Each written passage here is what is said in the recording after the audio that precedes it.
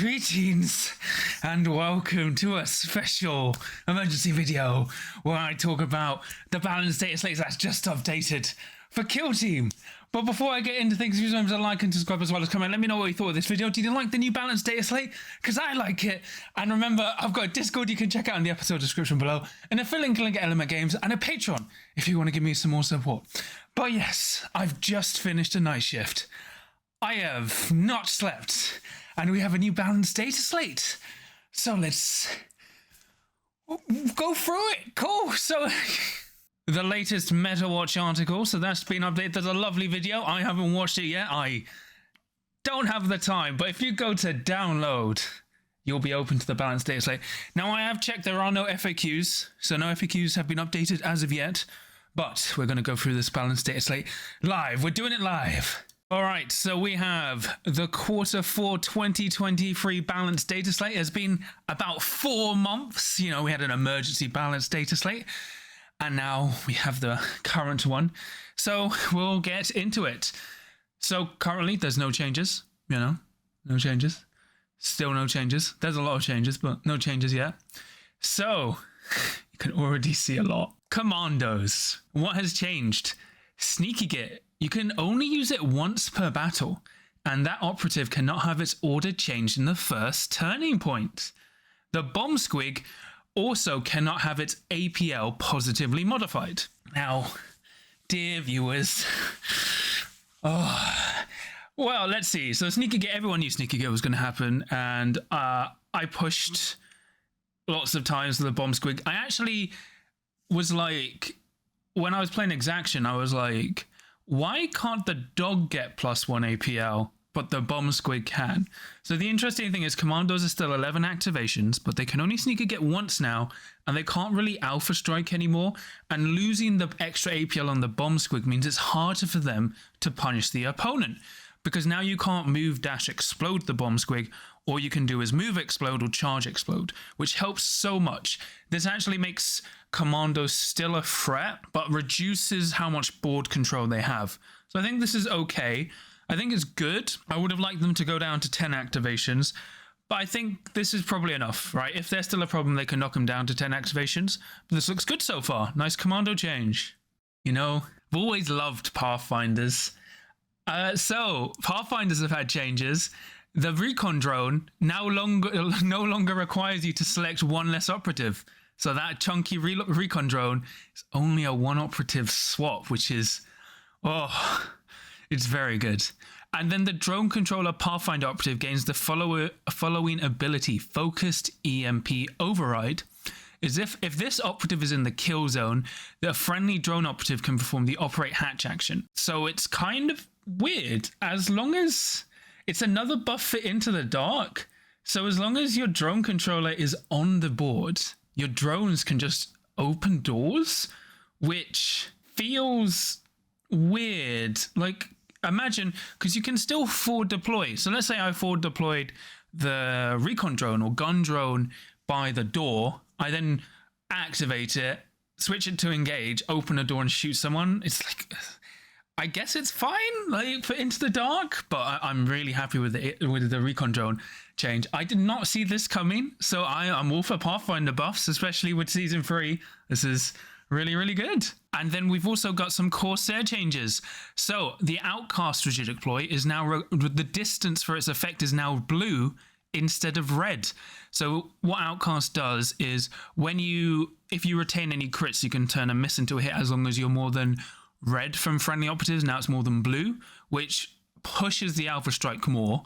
And then Deadly Ambush allows concealed operatives, if they're ready, they can change to engage and then charge if you finish within, like, if you move within blue of them. So these are changes that I actually find quite worrying. I think they're probably too good, right?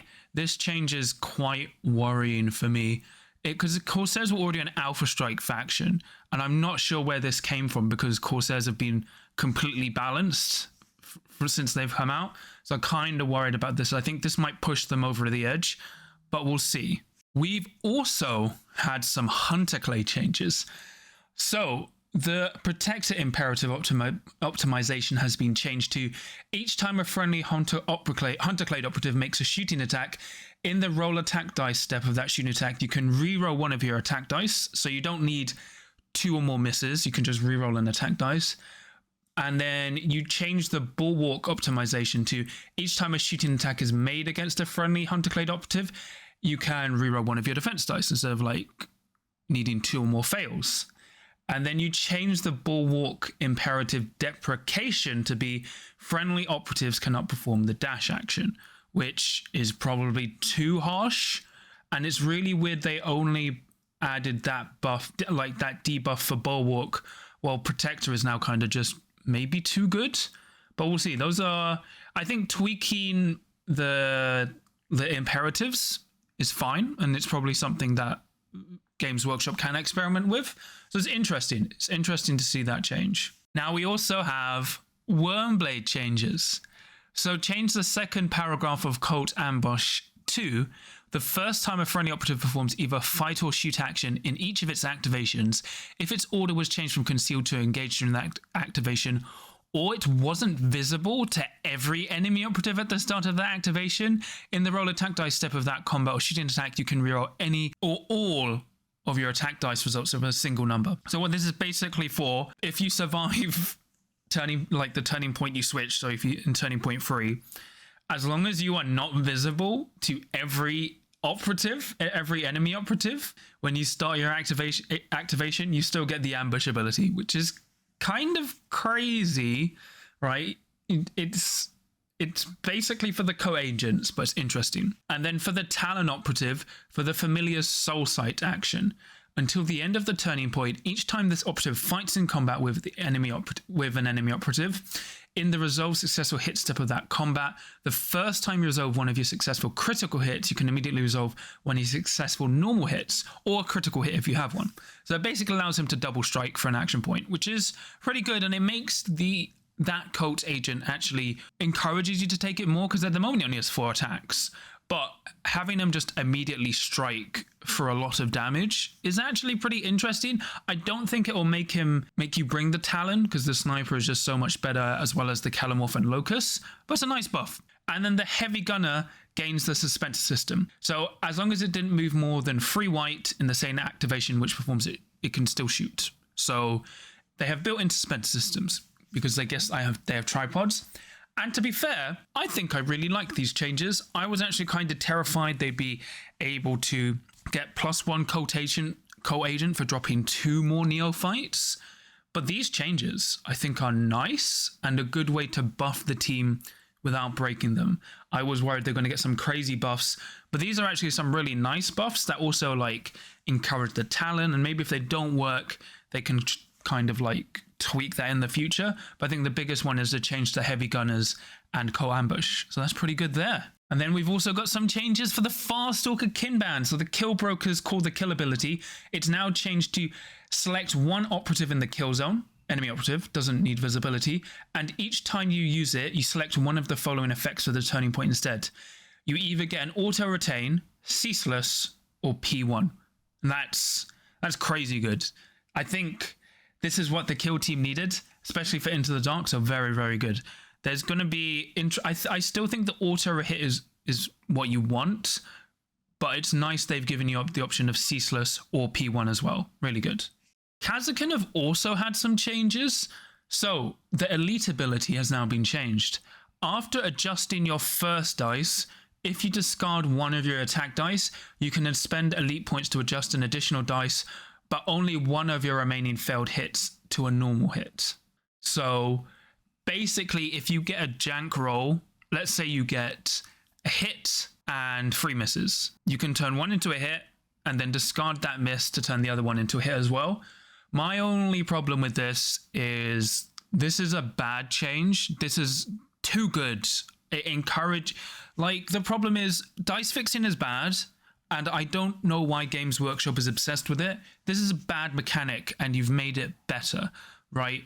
I understand you don't want to give Kasrkin Ballistic Skill 3, which is fine, but elite points, they're fine because you can just fix 1 dice. Now fixing 2 dice at the cost of discarding a dice will make other matchups really hard. For example, like normal operatives now, like 7 wound, 8 wound, anything that's not an elite you can kind of guarantee auto killing, which is not good. I think this is an unhealthy change for the game. But let's see what else has changed. Change the second sentence of the Recon Trooper's operative Warden Auspex Exaction to until the end of the turning point. Each time a friendly Kasrkin operative makes a shooting attack, that enemy operative is not obscured. So instead of having no cover, not obscured, that's really cool. It gives them a way to get around obscuring. Like, this would have been good alone. They didn't need the elite ability change. And then the foregrip equipment for gunners and sharpshooters. Operatives can be equipped with this for 2 equipment points, and it works for ranged weapons on their data cards. So what the foregrip does is, for 1 equipment point, it's only usually las guns. Each time this operative performs an Overwatch action, you don't worsen their ballistic skill. So now it applies to all their weapons, which is fine. I think that's good. I really don't like the elite change. I think the elite change is too much. It's way too good. But I really like the change to what they did with the Recon Trooper and the foregrip. I think that would have been enough. I think they've gone too far with the elite ability, but we'll see. I could be wrong, but I think once you remove randomness from a dice game, especially in a team that has such good shooting, it's bad. Very bad. So I'm kind of concerned they allowed this change through, but we'll see how it plays out. Exaction Squad also had some changes. So the Execution Order Tactical Ploy ability, it's 0 CP the first time you use it and one command point thereafter. So it doesn't go up to 2 CP, 3 CP, it's just 0 to 1. And you select 1 operative in the kill zone, so you don't need line of sight. It's still tied to when your leader activates, but that's really good. That's actually really useful for the kill team. And then the following weapon profiles now only have 1 profile instead of 2, with both previous profile special rules and critical hit rules combined. So the subductors and the leaders are combined. So it means they're now 4-4, fighting first, double parrying, with stun, and if it's the leader, they have lethal 5 up. That may be enough. I still think it would have been more interesting to make the non-parry profile +1 to hit, and making the parry one as it is.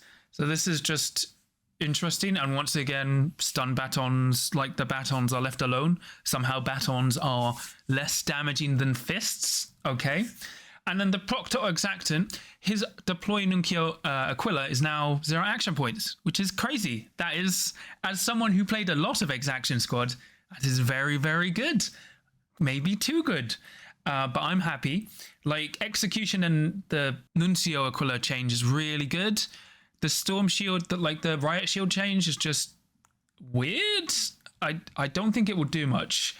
And I don't think these buffs, like, it just makes the team work a bit better, but maybe that's all they need. Because, like, once again, Exaction Squad were a team I would worry they get buffed too much and be broken. But I'm kind of happy where they are. It's like, the Kasrkin change should have been like this. So, good for Exaction. I think that's going to open up a lot of playstyles. Well, like, more reliability for the kill team, which is really good. So, Fellgor Ravagers. So, they've been changed. So, while a Fellgor Ravager has a Frenzy token, treat its APL characteristic as 1 after all modifiers for the purposes of determining control. So, they no longer can't control objectives. They count as 1 APL, which I guess is fine. It doesn't change much, but it means, like, they still do stuff. And then they've just updated the wording for incapacitating while shooting. Has to be a subsequent shooting action that kills them while frenzied with a critical hit. So they fixed the wording. There we go. I'm glad they didn't go too far. This is probably enough because Fellgor's Ravagers are still a really good kill team. And I think this is fine, right? I still think people are sleeping on them because they're effectively a 20 operative kill team. But this is good. Oh, and look, then we have some Chaos Cult changes. Oh, look. Friendly devotee operatives can mutate at the end of a combat in which they incapacitate an enemy operative and were not incapacitated themselves. They cannot do so just by inflicting damage. What a good change. I wonder where that came from. And then mutation into a new operative. The new operative no longer has the full wounds remaining. Instead, it has the same number of wounds remaining as the previous operative did, but it regains D3 plus 1 if it was a mutant. D3 plus 1 wounds. If it's a mutant and it's now a torment, it gains D3 plus 3. In either case, it cannot go above its maximum wounds. I like this. So effectively, devotees no longer slap themselves and embrace the power of chaos with that slap to become mutants. And now mutating no longer fully heals. I think this is perfect. I think they still maybe don't need to... So I was like, maybe they need to lose at least 2 devotees, but this is probably enough. Because the biggest problem you had is a devotee runs in, slaps you, turns into like a mutant, and then next turns into torment. But the other thing is, if you, like a lot of the time you'll have a 1 wound mutant fully healing into a torment, but now on average, they're going to get back 5 wounds, and a 6 wound torment is not that scary. So this is really good. Maybe it's enough. I'm not sure. I would need to play out, but I love this. I love this nerf. Thank you. It's so good. But that's it, pretty much. There's no other changes. I haven't watched the video. As I said, I've literally finished work. I have work again by the time that, in the evening. So I need to sleep after editing this video. But I like it. I like the Balance Dataslate change. I think the only thing I don't like is the Kasrkin change. So running through it again, commandos, they sneaky getters once per game. They can't change their order if they sneaky get, and the bomb squid can't have any positive APL modifiers, so no longer free APL. The Pathfinders, the recon drone just counts as a single operative to swap out, and as long as you have the drone controller, drones can operate hatches, which is crazy. Outcast for Corsairs is now only blue range instead of red, and their deadly ambush ploy works if they're concealed because they can switch to engage and do it, which is very huge.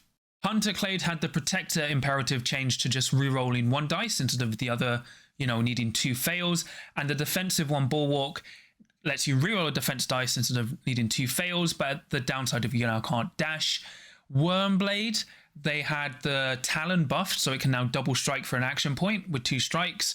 Cult Ambush now basically always works unless you're like visible to every enemy operative when you activate, and the heavy gunners all gain suspensor systems, which boosts their mobility, which is very nice.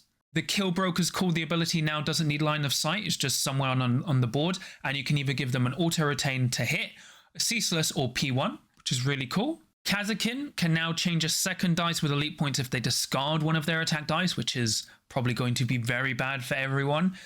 The Recon Trooper can now give someone Ignores Obscuring, which is very good. And the support grips now work on all their special weapons, not just their las guns, so they can overwatch with no penalties, which is very nice.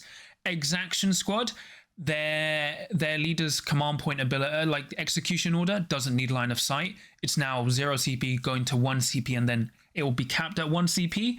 The leader's deploy Nunkyo Aquila is now 0 action points, and the shield profiles have been combined, which is interesting. Fellgors now count as 1 APL when they're frenzied for objective control, and they've updated the wording so they have to be shot a second time to be killed with a crit shooting while frenzied.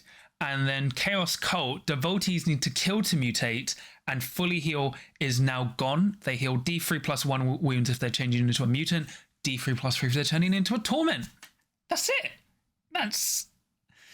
We only had 2 nerfs for Commando. We only had nerfs to Commandos and Chaos Cult, which, I wasn't surprised by, but I was hoping for like a tweak to breaches, like Blitz being toned down, like just some breacher hits, and like maybe finally making sure the Vet Guard spotter doesn't work if you're behind heavy cover, The buffs, I actually think are mostly okay. Like, I think they're good.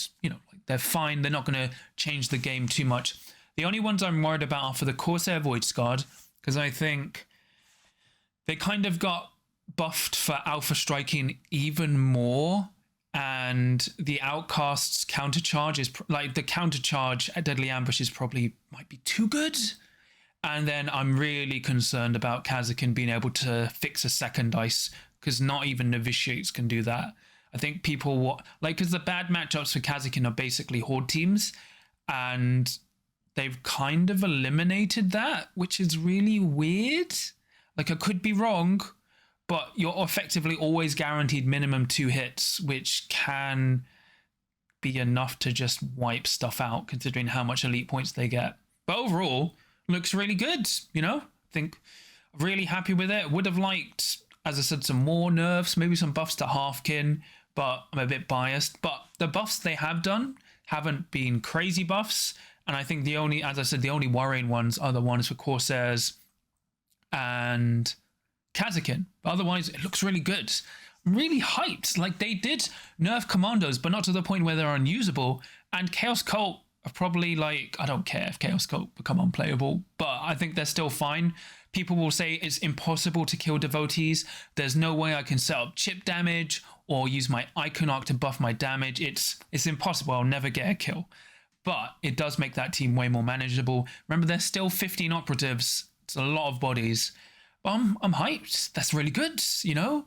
I would have liked this a month ago instead of waiting 4 months for it, but it's good. It's good. I'm hyped. I'm happy. And now we got Season 3 very soon. Very soon indeed. Oh, I can't wait. But yeah, that's pretty much it from me today. Please remember to like and subscribe as well as comment. Let me know what you thought of today's video. Do you like the Balance Dataslate changes? Is there stuff they missed? Stuff you're like wanted to see like covered yourself? Let me know, how do you think about these changes? And remember, I've got a Discord you can check out in the episode description below, an affiliate link at Element Games, and a Patreon if you want to give me some more support. And I'll quickly shout out my patrons. So for my adepts of the crew, I have Tom, Sam, Nikki Sticks, Nick, Mr. Meatwad, Kenzie, John Thomas, Dad of Golden's, Ben, and for my veterans of the crew, I have Sam. Just so thank you for all your support. It really means a lot to me and helps support the channel. But yeah, this is great. Oh, I'm so hyped. I can't wait to play more. We've got 2 new teams coming. We've got Season 3. We've got oil rigs. We've had some jungle. I'm in a very good mood. So I'm going to edit this video, post up as soon as possible, and then get some sleep. So until next time, no matter what happens with the Balance Dataslate, remember that I love Games Workshop and I'm not a playtester, and anything can happen as long as you can roll a crit.